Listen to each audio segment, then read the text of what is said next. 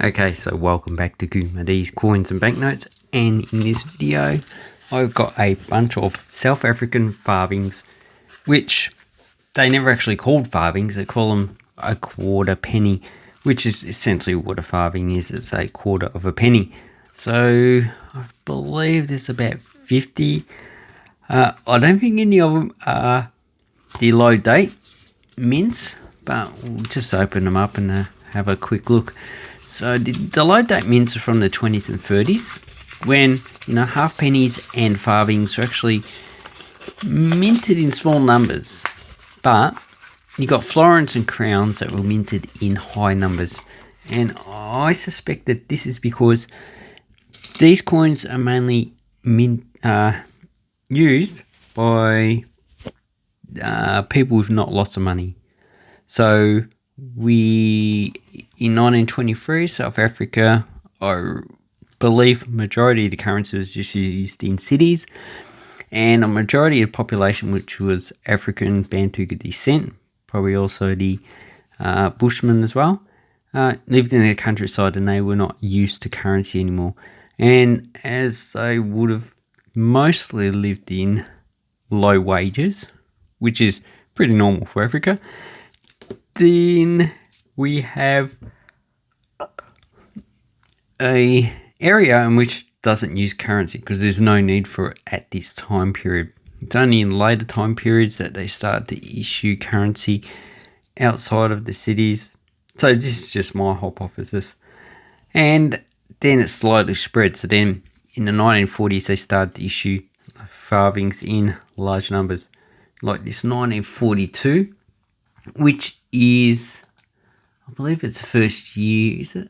Oh yeah, first year of a mintage over 1 million, because usually they had about 100,000 or less minted, and this is the mintage of 3,756,000, and in this condition, it's worth probably about $5. So that's the 1940s, 50s. We have another 1950. So I believe there's 7 different varieties, but we'll just put them in the actual order, and we'll just see if there's any of them worth going through. Okay, so I have sorted the farthings, and it seems like I've got about 62 of these 1942, which is the first year in which the mintage is over about 150,000. So 1936 they had 60,000. So that's why if you're going to collect farthings from the South Africa, you would need to get any of those minted before 1942 to actually be worth a bit of money. So 1942 has about 3.7 million. And I don't know why I've got quite a lot. Got 1943. These ones are 9.9 million. And a lot of these show mint last 44, which I've only got 2. These have a mintage of 4.4 million. 1945, 5.2. 1946 with 4.3. 1947 with 3.89. So that's in the millions. And then we had the ones issued after the independence of India. So that's from 1948 with 2.4 million. I've only got 2 of those. Don't have any in 1949. Then we got 1950 with 8.6 million. This one shows mint last year, which is pretty good to get as a coin collector. 1951, only 1 coin, 3.5 million. 1952 with 5.2 million.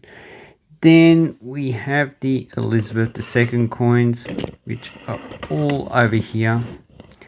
And we have 19, so there's only one series for this.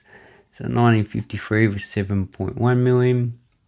1954 with 6.5 million. 1955 with 11.7 million. So that seems to be the most common coin that was minted for Elizabeth II.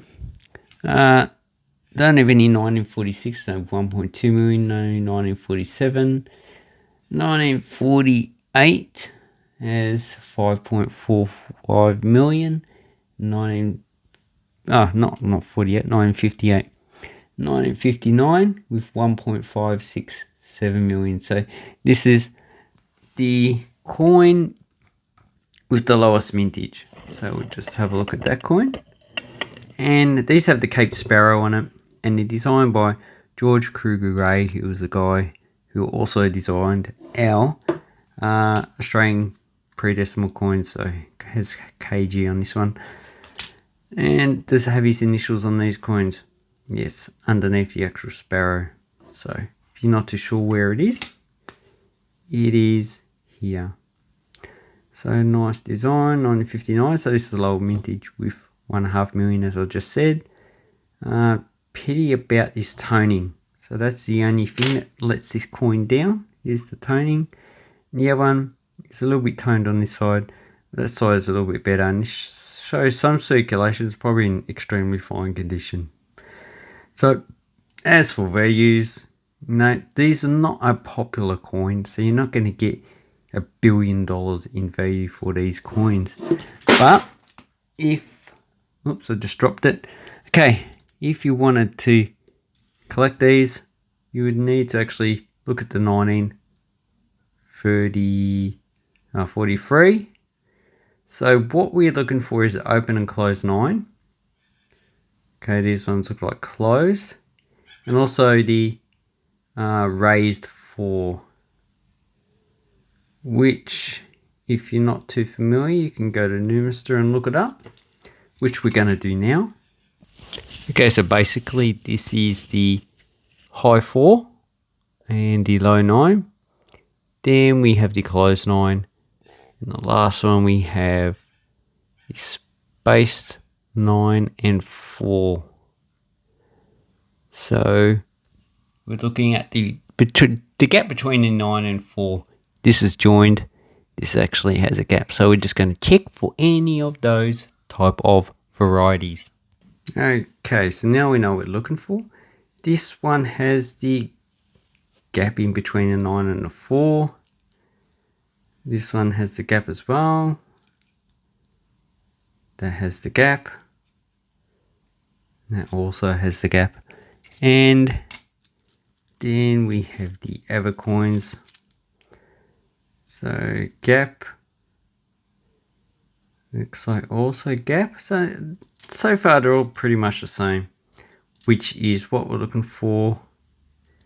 Also, which is not what we're looking for. We're looking for any of the other two. Looks like the 3 is a bit joined there, but that's probably the same with all these coins. And the 3s look a bit different. So anyway, maybe that's a different variety which I am just learning about. Or maybe that's just damaged.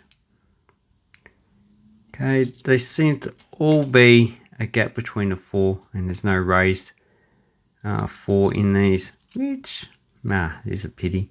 Anyway, you can only get what you're given, and it doesn't hurt to actually check for this type of stuff.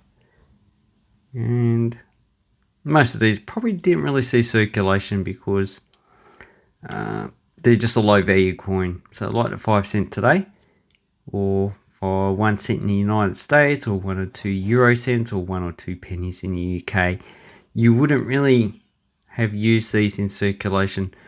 Because if we look at Australia didn't issue any of these quarter pennies because they were just too low value. As well as New Zealand, they didn't issue any. Fiji, which had a lower income than Australia, never issued any as well. So anyway, what you could do with these ones is you could just go through and have a look for varieties.